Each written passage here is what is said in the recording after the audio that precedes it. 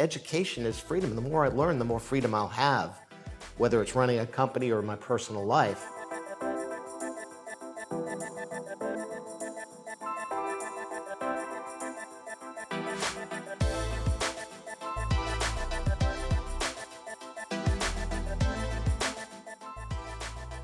Welcome to episode 228 of the Pathways to Success, where we have conversations with inspiring leaders about their business and keys to success. I'm Julian Placino, your host, and we have another great show in store for you today. It is my pleasure to welcome author of Education is Freedom and former executive of 2 internationally recognized Fortune 500 companies, Jim Keys. Jim, welcome to the Pathways to Success. How are you? Thank you, Julian. It's great to be with you today. Yeah, and it was great to meet you back in November and finally have you here now. I'm eagerly awaiting this conversation and excited to dig in. The timing was perfect. My book just released, so I'm really excited to be here and be able to talk about it. Yeah. So, well, Jim, there's 2 things I want to discuss with our audience in attendance here. Number 1, your story of success and some of the key insights and learnings that shaped you to who you are here today, as well as, of course, the key insights to your book. So I'd like to jump in on that now. Is that Sure. Cool? Awesome. Let's go. All right. Well, Jim. Ready. Seatbelts on. Seatbelts on. All right. So you have an extraordinary story where you went literally from Outhouse to Penthouse, then of course CEO of 2 incredible organizations. So let's start from the beginning. Where are you from, and what was it like growing up there? So Grafton, Massachusetts, where I was originally born, and has anyone ever used an outhouse? All right, there are a couple. You probably didn't have to use one every day, though. That's my guess. Anyway, it sounds like the Abraham Lincoln story, right? Log cabin. It really wasn't a log cabin. It was just a 3-room home that my grandfather and my dad had built with the intention of finishing it one day, but then along came a lot of kids and too little money, and they just never got around to it. Now, the best part of the story, though, is I was clueless. I had no idea that I was poor. I literally didn't know until one day the church came and they brought this basket of food. And I turned to my dad and I said, why'd they bring us food? We have plenty of food. We have SpaghettiOs and we have, Spam. We have all kinds of good food. And he said, well, son, they think that we need it. We're kind of poor. And I couldn't relate at all. It just didn't resonate, because to me, we were more free than the kids that lived on the other side of town that had parents who owned the factories that my dad worked in. They would rather come to my house and play in the junk cars in the yard and use our imaginations than go to their house and play in a much more confined, controlled environment. We had fun because we were free. So you grew up poor, but you didn't know you grew up poor only up until reflecting upon it. And I know there was a key aspect to your story when you were 11 years old and you were walking to your house and you saw a condemned sign. And that was kind of the beginning of what shaped your perspective on what you want to do with your life. So unpack that experience and tell us how that shaped the trajectory of your life. Yeah, I had faced a lot of challenges. My mom bailed out when I was about 5. Growing up like that, you can imagine an outhouse in Massachusetts. You have to shovel the walk out to the outhouse in the middle of winter. It really wasn't a great experience. And she had about enough of living like that. And when I was 5, she went uptown to the trailer park. And I decided, they gave me the choice, you want to go live with Mom in the trailer park or stay here? And I'm going to stay here. We're rich. So I stayed home with Dad. And it turned out to be a blessing, because he would eventually have cancer. I had an absolutely fabulous 6 years one-on-one with my dad. My siblings were all getting married and going off and doing their own thing, going to the service, whatever. And I had some exclusive time with my dad before he passed when I was about 12 years old.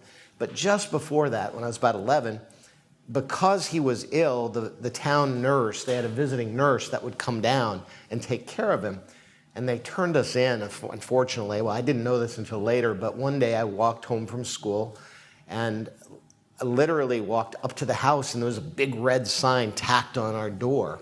and it said condemned, and I didn't know the word condemned. I had no idea what that word was. I had to literally go look it up, and there was nobody home. I was like, what is this? And then I was horrified. It was clear that the town was going to shut this house down. My dad gets shipped off to a VA hospital. I ended up with one of my brothers who was a truck driver. He was a little bit older, and he was out driving a truck, and he actually had a place to live. So it worked out okay, but you look back on it, and you might think, wow, what a horrible, horrible experience. But what it did for me is to build an inner strength that said, you know what? Stuff happens, and change is going to happen. I better deal with it. So no one's here to take care of me. I better take care of myself. And my path to taking care of myself, somehow I figured out, was in books. The more I learn, the more I'm rewarded for that progress in learning, and I'll figure this out. I'll learn how to succeed on my own, and that was literally the path to success. I'm still learning today, which is the reason for the book. And I know you mentioned that early experience, it revealed to yourself a kind of a wiring of how your mind thinks. And you mentioned that your mind was programmed to deal with adversity in a different way. What was that different way, and what can we all learn about that? Well, I've studied a lot of emotion and behaviors and things like that, and I probably need therapy. I've never actually done formal therapy, but I've studied a lot about how it works and why it works. And the best example I can give is that the mind is a computer, and that there are synapses in the computer that fire, and they respond to things. And it goes all the way back. I talk in the book about our caveman mind. I mean, we're not that far evolved from cavemen, where we have the fight or flight syndrome, and fear creeps in, and it takes over our reactions, and it causes us either to freeze like a deer in the headlights or run when bad things happen. And that sometimes doesn't manifest itself into physical activity, but it comes out in our behavior, in that we react negatively to change and to scary things. It's natural, it's organic. But just like a computer can be reprogrammed, you can reprogram your brain to react and respond in a different way to stimulus. Now, you've heard a lot about meditation and sometimes prayer. There are a lot of techniques that people can use to reprogram the way they respond and react. I think, and I don't know this because I'm not a scientist, but I believe that my background and all of the terrible, terrible things I had to face as a child helped me reprogram my mind to not see change as a bad thing, but instead to say, oh, this is horrible right now. But you know what? Every time something bad has happened, I come out the other side of this, and it ends up being an opportunity. And so, as bad as this feels at this moment, I'm going to stay with it, stay the course, and I'm going to look for that silver lining, because I know it's in here somewhere. And once I find that, I'll turn this adversity into opportunity. So what is a universal, translatable experience that everyone here can take away from? So fill in the blank. When we experience adversity, we should then do what? We should recognize, a lot of this is self-awareness, we should recognize that change happens. It happens to everybody. And there's nothing we can do about that external force that caused it. But what if we remember that it's not the change that matters. The change, whatever it is irrelevant. What matters more is how we respond to it. And that's what separates winners from losers. If we respond favorably, we'll get through it and we'll win. If we respond negatively, it wins and we fail. So it is not the thing that happens, but how you respond to it. I firmly believe that, and I've been teaching that. I actually put in the book, as I was trying to do research for the book, it was a fascinating journey, as I try to do research about why is it that companies fail? Why do people fail? Why do kids fail in school? And I recognize that a big portion of it is this natural reaction, fear, reaction to change, adverse reaction to change. So I coined the expression C.E.O. because I had to deal with so much change. You can imagine taking over Blockbuster, wanting to make it a digital entity, having this beautiful strategy, and then the financial markets collapse all around you. Lehman Brothers melts down 6 months later, and you're like, really? Why me?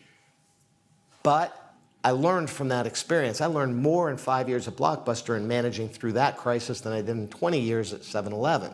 So then how do you take that learning and do something else with it? Well, in my case, I turned it into a book. But there's always that opportunity. So I coined this expression, CEO. And the reason I did is because I said, really, change equals opportunity. If I can get people to think of the role of CEO, not as Chief Executive Officer, which technically it is, but change equals opportunity. Dude, that's your job. If you're a CEO, you better embrace change because it's going to happen. It's the root of all commerce. And think about it. How did commerce ever start? Somebody needed something. Somebody else said, they need something. I'm going to provide it. They'll pay me for that. That's commerce, right? It's the root of all commerce. And then once we build something and satisfy a need, what happens? We go, ooh, I don't want to change anymore. And then somebody else comes along and satisfies it better. And then they win, right? So it's that constant respond to change that makes companies successful. And yet the bigger a company gets, the more inertia sets in and the more resistant to change that big company has. We see it all the time. IBM, what happened? Blockbuster. I shouldn't use that story because there's a whole lot more to that story.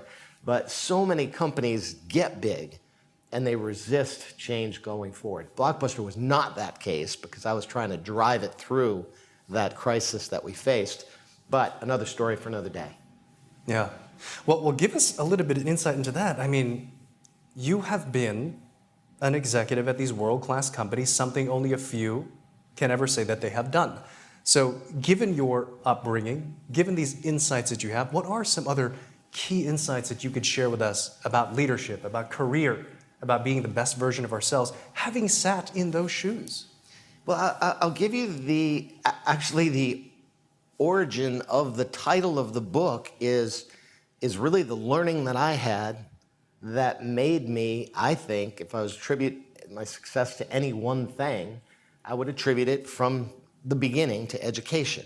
But so here I was, I made it to dial the story forward. I got out of that sort of impoverished environment because I ended up being able to go to college, and then after college got a job and ended up in graduate school, and after graduate school I was like, wow, I can actually make some money. This is great. So I was walking across campus one day. I'd been invited back to Columbia University where I had the privilege of going to graduate school of business. And I'm walking across campus in a suit and tie and feeling all proud of myself, carrying a briefcase. And across campus, it was a beautiful spring day. I remember it was like it was yesterday, you know, in New York, and the flowers are blooming, and pretty weather, and everybody's out. It's a great day. This kid's walking toward me. He looked like hell. He had an armful of books, African-American kid. Looked like he hadn't slept in days. And I was like, oh, man, I feel for you. I was there. And he gets a little closer, and he's got a T-shirt on, and it says, "Education is freedom." And it was one of those moments, literally, one of those life-changing moments that stopped me in my tracks. I don't know if I was yet CEO, but I knew I was going to be named CEO, and I was of 7-Eleven. And I thought, I'm done with learning, man. I've made it. I'm there. I'm there. And I saw that T-shirt, and the light went off, and it was like, wait. No, I'm not. I have a license to learn. College was a license to learn. Graduate school was a secondary license to learn. But man, my learning hasn't stopped. Education is freedom. And the more I learn, the more freedom I'll have, whether it's running a company or my personal life. So I filed that away, and I began to really focus on how do I keep learning? What do I have to learn? How do I have to learn? And why do I have to keep learning? And those are what I've captured in this book. It's a simple roadmap. What to learn, how to learn, and why. So I'd like to dig further into your book now, but before we get into that, is there anything else that you'd say was unique about your story that shaped your personality, your character, your behavior, your actions that we can all learn from here today? I think I've had so many periods of formation in my life that whether it was my faith, which is an important element of my life. Interestingly, my dad grew up, raised me as a Baptist until I was 12.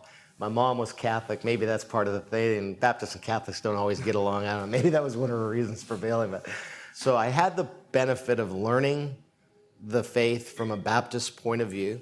I learned the power of sermons in the Baptist church. They were great. And then I became a Catholic, and I learned the power of the Catholic faith, which is similar but different. And I saw it as an advantage, where some people say, well, you're all jumbled up. But wait, no, I was able to get the best of both, and I was able to pull from both religions what meant the most to me. And that was a lesson. Then I'll move away from faith and just go to experience. Well, I grew up, you talk about a non-ethnic experience. The only ethnicity I faced was Irish versus Italian. That was about it. And my family was kind of Irish, I thought. Turns out I'm more Italian than I am Irish. I don't know how that worked, but we didn't have any diversity. And then I'm in college, and I get a chance to go to a junior year abroad program, and I went because it was scholarships. I was like, wow, yeah, I can actually eat. So I went to this junior year abroad, and I became the minority. I was like, wait a minute, no, I'm an American. But they hated me. My buddies over there hated me. They turned out to be my buddies, but at first I was the Yank. I was that ugly American that came over. I was loud, I was obnoxious. I wouldn't sit down and talk. I had to play something. I was playing pinball, I was playing, foosball, but I wouldn't talk. And I learned that I had to understand their culture before I could assimilate into their culture. And so first semester, horrible. Second semester, they elected me to be senior student of the house. I was like, wow, how'd that happen? Well, what happened is I learned from them. I parked my American pride and said, I'm the one that's an outlier here. I need to understand them. I need to know your culture. And one of my best friends was Pakistani, another was Indian. Little did I know, dial forward, how beneficial that would be as a global business person to learn the benefits of understanding their culture. So I'm rambling on, but the combination of, to answer your question, the combination of faith formation early in my life gave me a sense of values and practical, I think, character, let's say. I talk about character in the book. But the last chapter of the book, I speak directly to this issue, which is why to learn. Because ultimately, we're in a world where collaboration is critical. We all grow up thinking we can do everything ourselves, but we can't. We must rely on other people. The second you try to do that, you're going to realize the world's a small place, and cultural literacy is really important. So that's what I learned in that experience, learning that I can gain more from others. I can become a patchwork quilt of everybody that I've ever met, Baptist or Catholic, Indian, Pakistani, Muslim, whatever. I can pull all of those unique cultures into me, and it's going to make me more interesting and certainly more knowledgeable and more easily adaptable as I go out into the world. And then finally, this character. So I have 3 C's for the why. It's collaboration, it is cultural literacy, and it's character. It's that integrity, humility, compassion. Those are the elements. And that was probably, if there's a secret weapon, it is having the advantage of those things. Mm-hmm. And that's why we learn. That's what I've captured in the why. Simon Sinek, why? Sure. That's why. Yeah. So what I captured from that, it was your faith.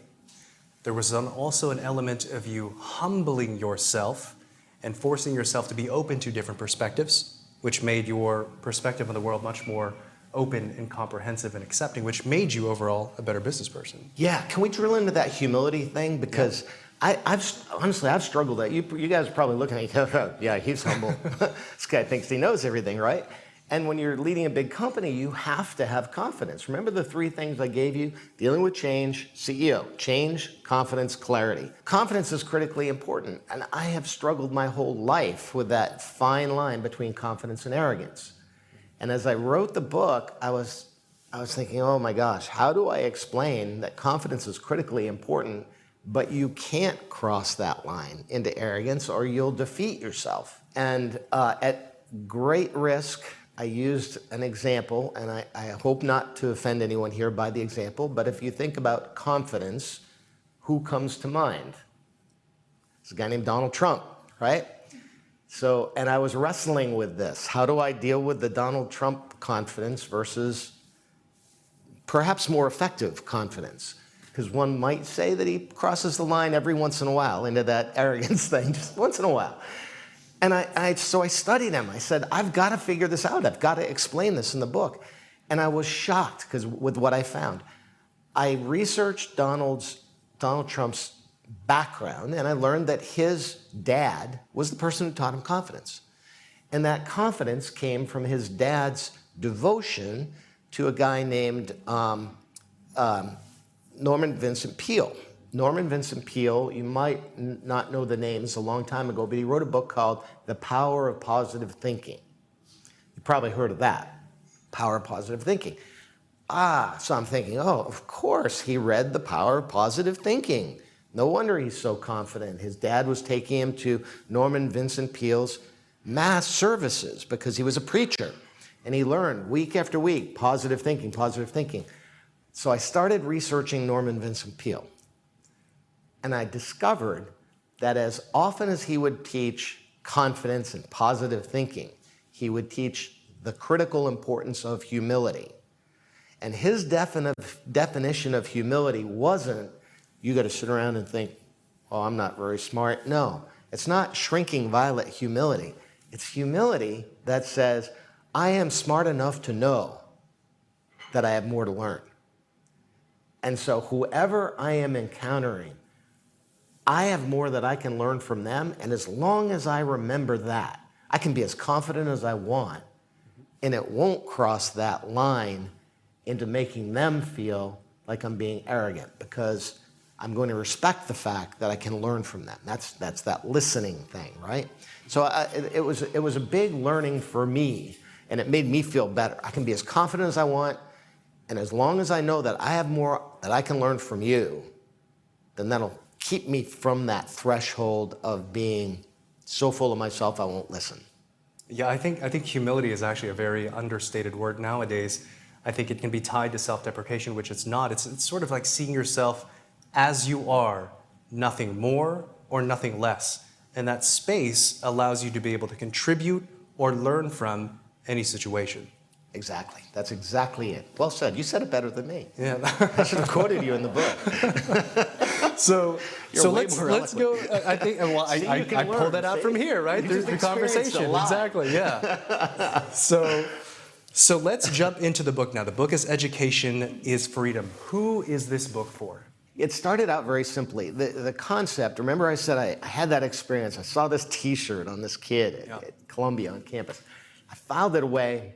Many years later, I'm at 7-Eleven. We had a supply and demand problem. Here is what it was. We were the demand for 400, 500,000 employees across the country. And that wasn't even including the franchisees. That was just corporate stores. 400 or 500 employees, store managers. We couldn't hire them fast enough, and we weren't finding in the market quality employees. So if you see a lot of first-generation Americans in Subway and 7-Eleven, there's a reason for that. They come with $500 in their pocket and often an education from another country. They come in, they run their store, they do well, they bring family members over. The first thing they do with their money, they educate those family members. And that's how these franchise systems across the country spread and why they're often first-generation Americans. And I'm looking at that model going, why are we sitting here in inner city or south side of Dallas with kids saying, there's no opportunity for me, when I've got somebody that came over with $500 in a suitcase and they're wildly successful? We got to fix that. And we've got a supply problem of quality educated employees for the demand of corporate America. Well, let's go into the public school system and grow our own. If we sit around and wait for state and local government to fix the public school system and to improve it, it'll be forever, right? So let's just invest in it. So we built a foundation called the Education is Freedom Foundation. It's been wonderful. It's in many of the 20, 30 public schools in Dallas. We've had 500,000 kids over the years. I'm very proud of it, but I've also had people saying, Jim, why, you've got to get this idea beyond just Dallas, Texas. It's great that you have advisors in schools, but why aren't you putting your learnings into a book so that that book can be carried globally to students who need it? So that's the target. The target started out to be young people who should, like me, should go to college but don't know how, don't know if. I was told, it's not for you, you're not smart enough, you don't have enough money, don't waste your time. Good thing I ignored that, right? So that was the original target. Now, then stepping back from it, I realized there's a much broader audience.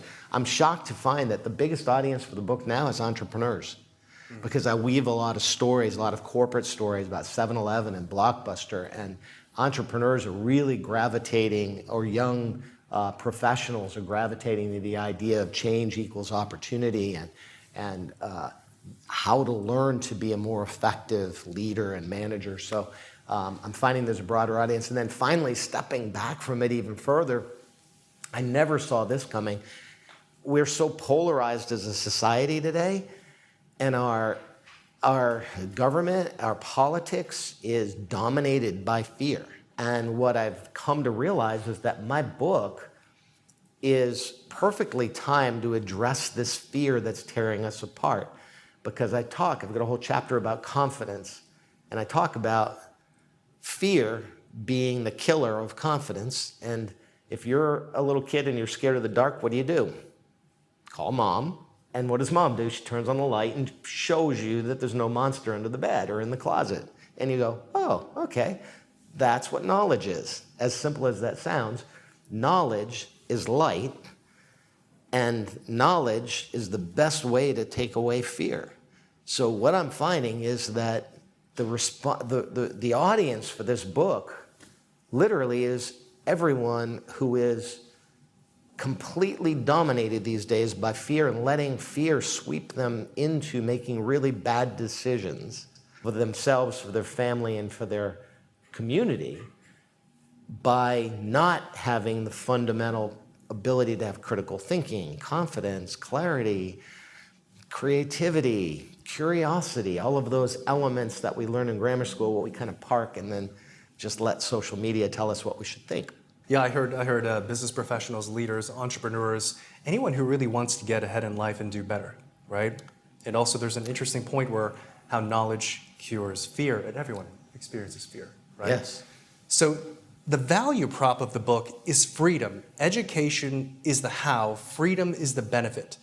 So what is freedom by your definition? Freedom is the ability, well, by my definition, freedom is the ability to do virtually anything that you want to do through knowledge, that you're in control of your own destiny. Let me break that down.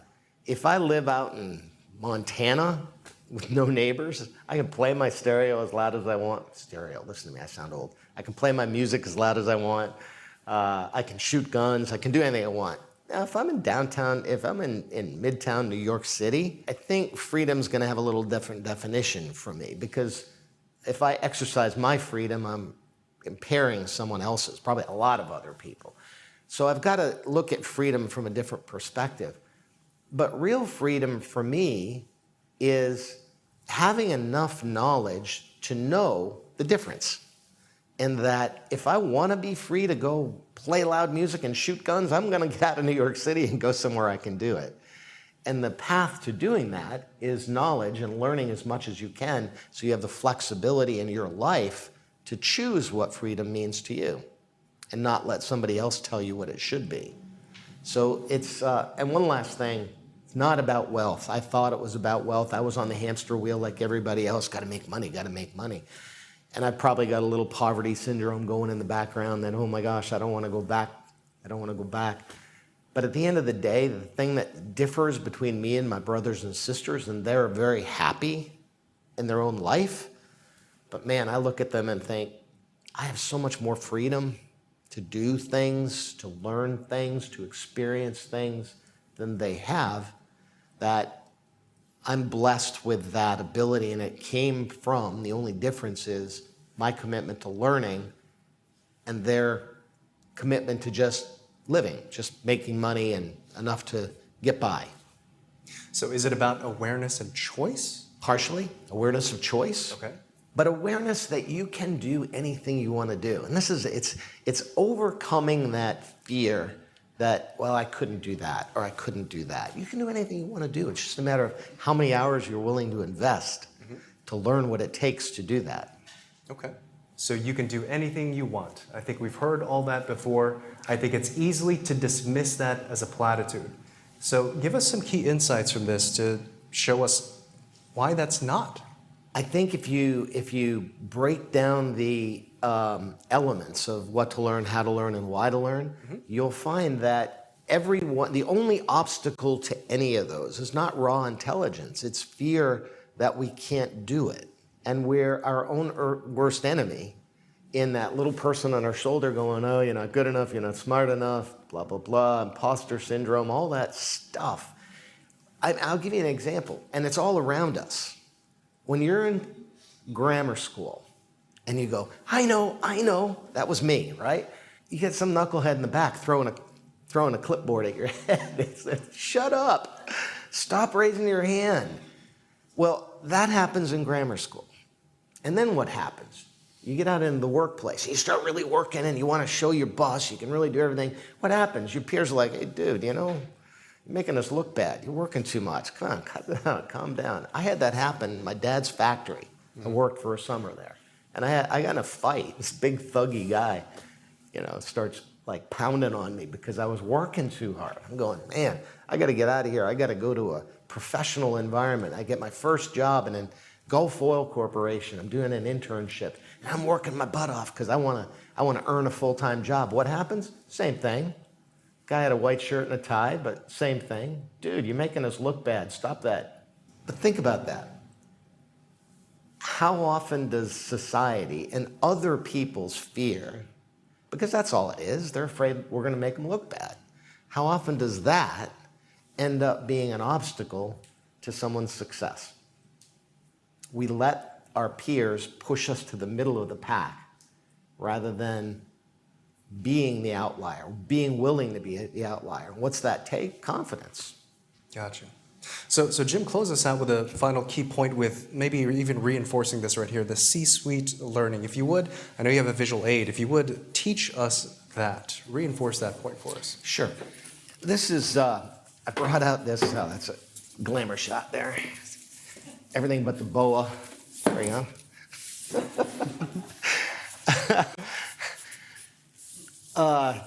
This is what I call it the framework of the book, and this is my first book. I've never written a book, and what you'll find is the publisher wants you to use a ghostwriter. I was like, I don't want a ghostwriter. I love to write.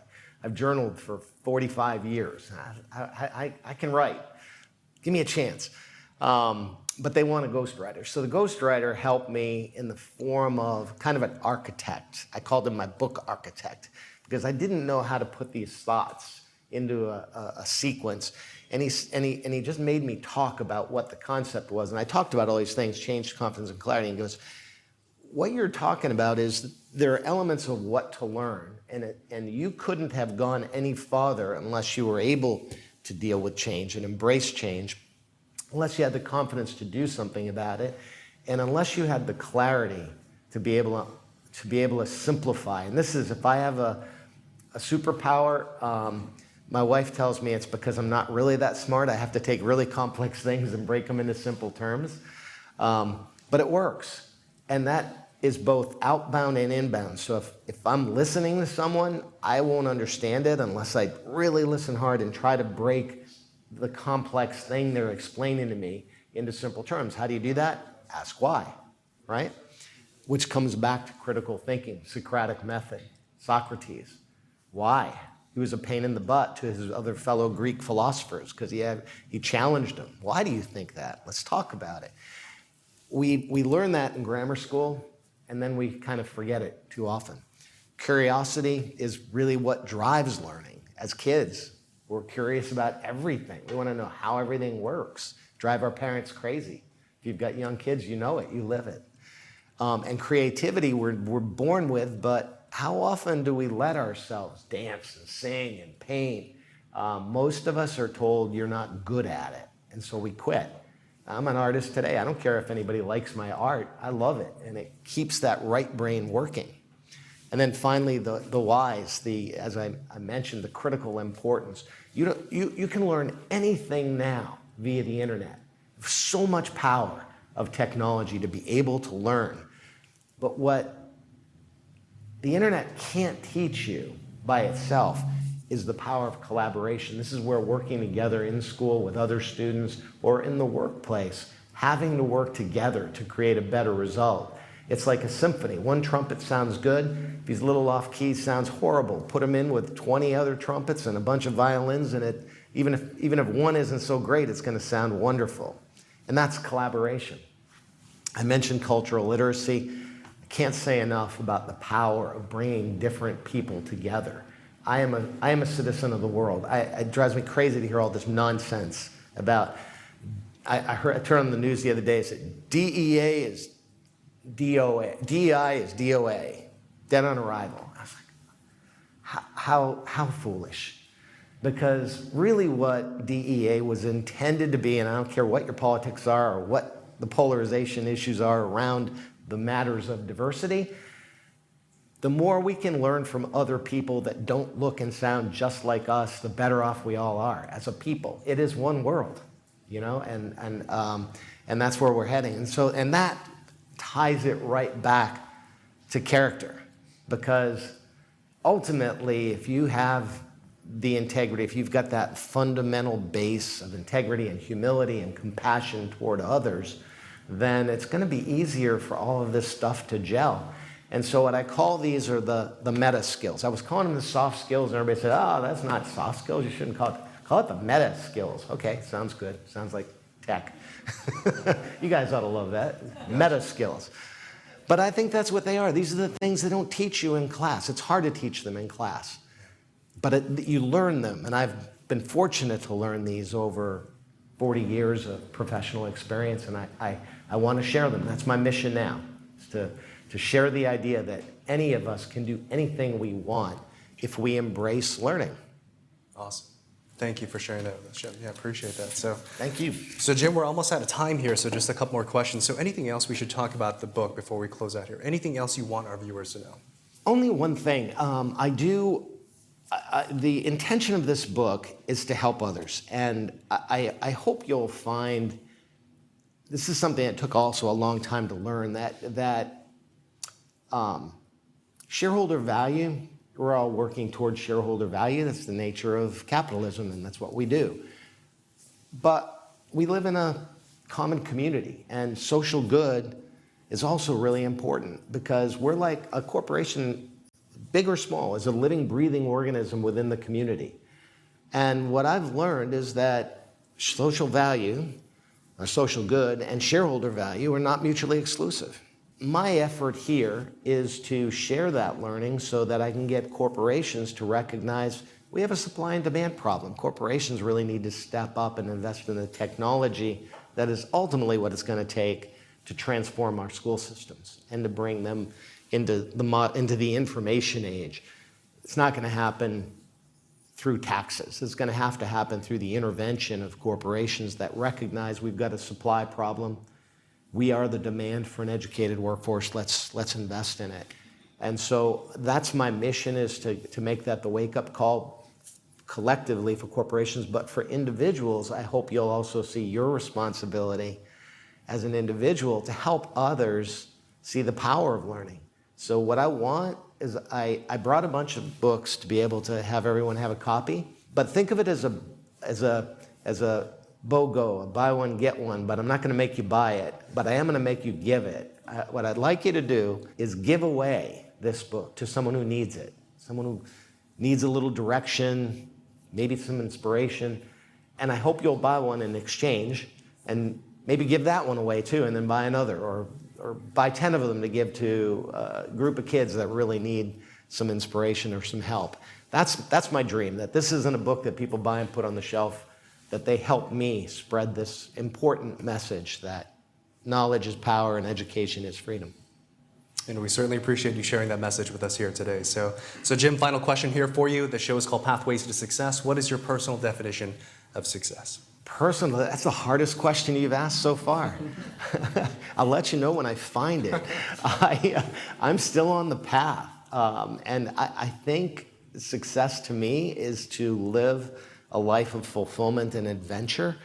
And I can honestly say that I wake up every day and I can't wait to find out what's going to happen, because there's so much opportunity that is enabled by my willingness to continue learning, whether it's jumping in my airplane and flying somewhere new and having an adventure, which I can do because I spent the time to learn and to keep learning, or if it's taking on a new corporate role as a director or an advisor to a company, or maybe even a startup, creating a new startup.